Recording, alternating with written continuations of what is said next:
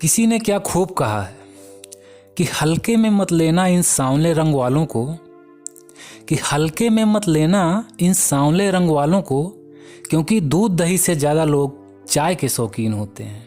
Hi guys, मैं हूँ double गुरु और मैं हाजिर हो चुका हूँ एक छोटी सी कहानी को लेकर।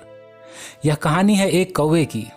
पर इससे पहले कि मैं कहानी शुरू करूँ, आप लोगों से एक रिक्वेस्ट करना चाहता हूँ कि आप इस कहानी को ध्यानपूर्वक व पूरी सुने, क्योंकि इस कहानी को सुनाने का उद्देश्य सिर्फ मनोरंजन करना ही नहीं है, बल्कि इस कहानी का उद्देश्य आपकी सोच, आपके विचारों व आपके जीवन में सकारात्मक परिवर्तन लाना भी है। इस कहानी के अंत में आपको इस कहानी का सार समझ में आएगा, तो इस वीडियो के लास्ट तक बने रहिएगा मेरे साथ। तो चलिए कहानी को शुरू करते हैं। एक घना जंगल था। उस जंगल में अनेक तरह के पशु पक्षी रहा करते थे। उसी जंगल में एक पेड़ के ऊपर एक कौवा रहता था। कौवा दिन भर कांव कांव करता इधर उधर घूमता रहता था। उसी पेड़ के नीचे एक महात्मा जी रहते थे। महात्मा जी दिन रात अपनी तपस्या में लीन रहते थे। कौवे की कांव कांव से भी उन महात्मा की आंखें नहीं खुलती थी। एक दिन महात्मा जी के चेहरे पर कुछ पानी की बूंदें गिरी।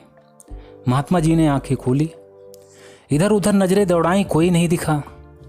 फिर ऊपर की तरफ देखा तो देखा कि एक कौवा रो रहा था। महात्मा जी ने कौवे को नीचे बुलाया और पूछा, क्या हुआ, तुम क्यों रो रहे हो? तो कौवा बोला कि रोऊं नहीं तो और क्या करूं? भगवान ने इतने सारे पक्षियों को बनाया, सबको अच्छा रंग रूप दिया, सिर्फ मुझसे ही दुश्मनी निकाली, काला रंग दे दिया मुझे। ये भी कोई रंग होता है? महात्मा जी मुस्कुराए और बोले, अच्छा तो काले रंग से दुखी हो, पर कोयल भी तो काली ही है, उसे तो भगवान से कोई शिकायत नहीं। कौवा बोला, बाबा मुझको मत समझाओ, मैं सब जानता हूँ। माना कि कोयल बहन भी मेरी तरह काली ही हैं, पर कम से कम कोयल को अच्छी आवाज़ तो दी। लोग कोयल बहन की आवाज़ सुनते हैं तो मंत्रमुग्ध हो जाते हैं, और मेरी काँव काँव सुनते ही डंडा लेकर दौड़ाते हैं मुझे, कंकड़ पत्थर फेंक फेंक कर मारते हैं मुझे। सिर्फ जब इंसानी श्राद्ध करते हैं तभी मुझे कुछ नहीं कहते, वो भी ये सोचकर कि श्राद्ध में कौवे के खाने से उनके पितरों को शांति मिलेगी, नहीं तो उस दिन भी डंडा फेंक कर मारते मुझे। तो वो आप ही बताएं कि ऐसे में मैं रोऊं नहीं तो और क्या करूं, हंसूं? महात्मा जी मुस्कुराए और बोले, अच्छा तो तुम्हें लगता है कि भगवान ने तुम कौवों के साथ नाइंसाफ़ी की है? कौवा बोला, नाइंसाफ़ी? अरे सरासर जाति की है महाराज। महात्मा जी बोले, कोई बात नहीं, तुम परेशान मत हो, मैं तुम्हारे दुखों का निवारण कर सकता हूँ। मैं अपनी शक्तियों से एक बार तुम्हें जो चाहो वह बना सकता हूँ। यह सुनते ही कौवा खुश हो गया और बोला, बाबा मुझे हंस बना दो, हंस। क्या मस्त सफ़ेद कलर होता है, आहा, सोच के ही अच्छा लग रहा है। बाबा हंस बना दो मुझे, अब देर न करो। महात्मा जी बोले, अच्छी तरह सोच लो, क्योंकि मैं बार बार तुम्हें कुछ भी नहीं बना सकता, सिर्फ एक ही बार बना सकता हूँ। मेरे ख्याल से तुम्हें एक बार हंस से बात करके देख लेना चाहिए कि हंस अपने रंग रूप व अपने जीवन से खुश है कि नहीं। कौवे तो वैसे ही काफ़ी चालाक होते हैं, उसे बाबा का ये आइडिया जम गया। बोला, ठीक है, मैं जाता हूँ और हंस भाई से मिलकर आता हूँ। कौवा झट से उड़ता हुआ हंस के पास पहुँच गया और बोलने लगा, हंस भाई, क्या मस्त कलर है ना तुम्हारा, दूध सा सफ़ेद। तुम्हें देखकर लोग खुश होते हैं, तुम्हारी फ़ोटो भी खींचते हैं। तुम दिन भर मस्त साफ पानी में पैडल मारते रहते हो, लगता ही नहीं कि तैर रहे हो, बस चलते चले जा रहे हो। कितना मस्त जीवन है ना तुम्हारा। यह सुनकर हंस बोला, अबे चुप हो जा कलूटे कौवे, मैं काफ़ी देर से तेरी बकवास सुनते जा रहा हूँ। अब एक भी लफ्ज़ बोला तो इसी साफ पानी में डुबो डुबो के तेरी जान ले लूँगा। कौवा डर गया और धीरे से बोला, क्या हुआ हंस भाई, आपको भी कोई तकलीफ है क्या? हंस बोला, तकलीफ? अरे तकलीफ ही तकलीफ है, मतलब ये भी कोई रंग होता है सफ़ेद? मातम मनाने वाला रंग होता है। लोग जब फोटो खींचने आते हैं तो मुझे परेशान करते हैं, कंकड़ पत्थर मार मार कर उड़ा कर फोटो खींचते हैं। मैं तो तंग आ गया हूँ पानी में रहते रहते, ना ज़्यादा दूर तुम्हारी तरह उड़ सकता हूँ, ना ही पेड़ों पर रह सकता हूँ। इससे अच्छा तो मैं मर ही जाऊँ, मुक्ति मिले इस जीवन से। कौवा हंस की ये सब बातें सुनकर फिर महात्मा जी के पास आया और बोला, बाबा हंस तो मुझसे भी ज़्यादा दुखी लगता है, अब मुझे हंस नहीं बनना है। ऐसा करो कि आप मुझे तोता बना दो, तोता। महात्मा जी बोले, बना दूंगा, पर तोते से भी मिलाता तो अच्छा रहता, क्या पता हंस की तरह इसकी भी कुछ समस्या हो। कौवा बोला, हाँ बाबा आप ठीक कह रहे हैं, इससे भी एक बार मिलना चाहिए। यही कहकर कौवा चला गया तोते से मिलने। उसी जंगल में एक पेड़ पर कई सारे तोते रहते थे। कौवा उड़ते हुए उन पेड़ के 2-3 चक्कर लगाए, कोई तोता उसे दिखा ही नहीं। तभी एक तोता बोला, कौन है बे जो हम तोतों के आशियाने के चक्कर लगा रहा है, क्या परेशानी है तुझे? तब कौवा बोला, अरे तोता भाई मैं हूं मैं। तोता बोला, क्या बकरी की तरह मेमे कर रहा है, जल्दी बता तू हमारे पेड़ के चक्कर क्यों लगा रहा था? कौवा बोला, क्या बताऊं तोता भाई, मैं अपनी जिंदगी से बहुत ऊब गया हूं, मैं काला कलूटा हूं ना, कोई भी मुझे पसंद नहीं करता।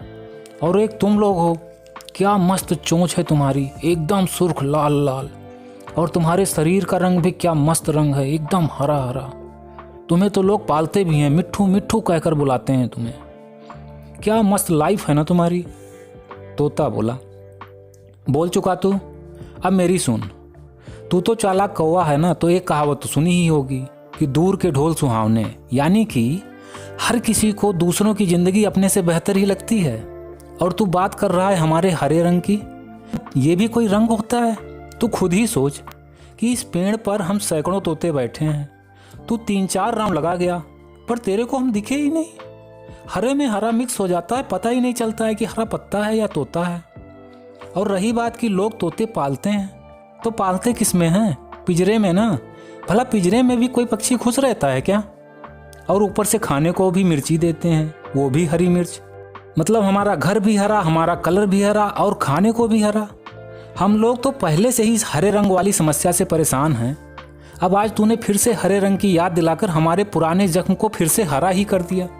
अब इससे पहले कि हम तोते गुस्से में तेरा बुरा हाल करें, निकल ले यहाँ से, चल अब जल्दी निकल निकल निकल। यह सुनते ही कौवा वहाँ से भागता हुआ फिर महात्मा जी के पास आ गया। बोला, बाबा तोतों से मिलकर आ रहा हूँ, उनकी ज़िंदगी तो हंस से भी बदतर है, सिर्फ दूसरों के देखने में ही अच्छे लगते हैं। महात्मा जी बोले, तो तुम ही बताओ कि क्या कुछ और भी बनना है तुम्हें? क्योंकि मेरे ख्याल से ईश्वर ने हर जीव जंतु को उसके हिसाब से ठीक ही बनाया है। लोग तो अनायास ही दूसरों का जीवन देख देख कर दुखी होते रहते हैं, क्या अब भी तुम्हें कुछ और बनना है? कौवा कुछ देर सोच करके बोला, बाबा एक ट्राई और करना चाहता हूँ।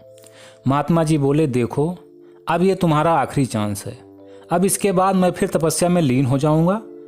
कौवा बोला, ठीक है बाबा, आप फाइनली मुझे मोर बना दो, मोर। इसमें तो कोई एक कलर है ही नहीं, मल्टीपल कलर्स हैं, मोर ही बना दो। महात्मा जी बोले, एक बार इससे भी मिलाता, क्या पता? कौवा बोला, नहीं बाबा जी, मोर को तो कोई प्रॉब्लम हो ही नहीं सकता, राष्ट्रीय पक्षी है बाबा, राष्ट्रीय। महात्मा जी मुस्कुराए और बोले, राष्ट्रीय पक्षी हो या अंतर्राष्ट्रीय, तू एक बार मिल तो आ।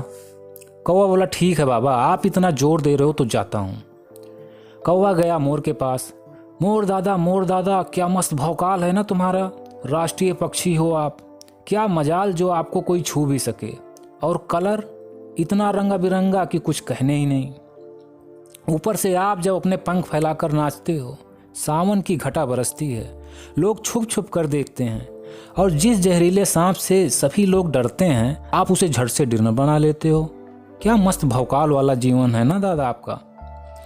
मोर बोला, अच्छा जिंदगी भी है और पता तुझे है कि मैं कैसे जी रहा हूँ। अबे कलूटे कौवे, तुझे तो पता ही नहीं है जो मुझ पर बीत रही है, अब मेरा मुंह मत खुलवा, चला जाए यहाँ से। कौवा बोला, मतलब आप भी दादा अपने जीवन से खुश नहीं हो? मोर बोला, खुशी क्या होती है मुझे तो अब याद भी नहीं आता। तू खुद सोच, जिसके जीवित रहते ही उसके पंख उसके जिस्म से उखाड़ लिया जाए, वो भला खुश रहेगा क्या? वैसे तो मैं राष्ट्रीय पक्षी हूँ, खुलेआम कोई मेरा शिकार नहीं कर सकता, पर चोरी चुपके से शिकारी हमारा शिकार करते हैं। पता है तुझे, हमारे सुंदर पंखों को बेचते हैं, हमें पता ही नहीं होता कि अगले दिन जिंदा भी रहेंगे या नहीं। हमारे सुंदर पंख ही हमारे सबसे बड़े दुश्मन बन गए हैं। पता नहीं भगवान ने मुझे मोर क्यों बना दिया, इससे अच्छा तो मुझे तेरे जैसा काला कलूटा कौवा बना देते। कौवा बोला, क्या बकवास कर रहे हो आप दादा, ये काला रंग भी कोई रंग होता है? मोर बोला, तुझे यहाँ की पड़े, यहाँ तो मेरी जान के लाले पड़े हैं। यह सुनकर कौवा बोला, ना हंस खुश है अपने जीवन से, ना तोता खुश है, ना ही आप खुश हो, तो खुश कौन है? किसका जीवन सबसे अच्छा है? मोर बोला तेरा।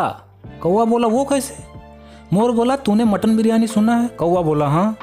चिकन बिरयानी सुना है? कौवा बोला हाँ। मोर बोला कभी कौवा बिरयानी सुना है? कौवा बोला नहीं। तो मोर बोला कि तेरा ही जीवन सबसे अच्छा है ना, ना जान का खतरा है, ना ही पिंजरे में कैद होने का, आराम से अपना जीवन जीता है तू। कौवा यह सब सुनकर शांत हो गया और सोचने लगा कि मैं आज तक भगवान को कोसता रहा अपने रंग रूप व आवाज़ को लेकर, दूसरों को अपने से बेहतर समझता रहा, पर आज पता चला कि मेरा जीवन कई जीव जंतुओं से बेहतर है। कौवा भागता हुआ महात्मा जी के पास गया और उनके चरणों में गिर के सारी बात बताई और उसी समय कसम खाई कि मैं आज के बाद अपने जीवन की तुलना किसी और के जीवन से नहीं करूँगा। मैं जैसा भी हूँ या ईश्वर ने मुझे जैसा भी बनाया है, मैं अपने आप में सर्वश्रेष्ठ हूँ। महात्मा जी यह सब सुनकर मुस्कुराते हुए कौवे को आशीर्वाद देकर पुनः तपस्या में लीन हो जाते हैं और यहीं पर यह कहानी भी समाप्त हो जाती है। और अब मोरल ऑफ स्टोरी, इस कहानी से हमें क्या शिक्षा मिलती है? तो दोस्तों, हम लोगों को भी अक्सर ऐसा ही देखने व सुनने को मिल ही जाता है कि लोग एक दूसरे से खुद को कंपेयर करते रहते हैं। किसी को अपने चेहरे के रंग रूप से शिकायत रहती है तो किसी को अपने फेस कट से, किसी को धन की शिकायत रहती है तो किसी को कम पढ़े लिखे होने की, किसी को अपनी वाइफ से शिकायत रहती है तो किसी को अपने हस्बैंड से। यानी कि लगभग हर इंसान को किसी न किसी वजह से अपने ईश्वर, गॉड, अल्लाह, जीसस से शिकायत रहती ही है। और यह सब शिकायतें आती हैं कंपैरिजन करने से। यानी हम लोग हर बात को लेकर किसी न किसी से कंपेयर करके दुखी होते रहते हैं। दूसरे लोगों का जीवन हमें सुखदायी लगता है, जबकि हकीकत में ऐसा बिल्कुल भी नहीं होता है, क्योंकि जिस भी इंसान को हम लोग सुखी समझते हैं वह भी किसी न किसी कारणवश परेशान ही रहता है। अतः हमें अपनी तुलना किसी और से नहीं करनी चाहिए। भगवान ने आपको जैसा भी रंग रूप, धन दौलत, अच्छा बुरा जैसा भी आपको बनाया है, जो भी आपको दिया है, उसके लिए उस परम परमेश्वर का आभार व्यक्त करना चाहिए, हमेशा संतुष्ट रहना चाहिए और अच्छा करने के लिए निरंतर प्रयासरत भी रहना चाहिए। खुद भी खुश रहें और दूसरों के साथ भी खुशी बांटते रहें। इसी मनोकामना के साथ मिलते हैं नेक्स्ट वीडियो में। आपको यह प्रेरणादायक कहानी कैसी लगी हमें कमेंट करके ज़रूर बताएं। इस वीडियो को शेयर ज़रूर करें ताकि दूसरों तक भी ऐसे विचार पहुंच सकें। ऐसी ही वीडियोस देखने के लिए हमारे चैनल डबल गुरु को अभी सब्सक्राइब जरूर कर लें और बेल नोटिफिकेशन भी ऑन कर लें। मैं आपका दोस्त मिलता हूं एक नए मोटिवेशनल स्टोरी के साथ। तब तक के लिए take care, wish you all the best, bye bye.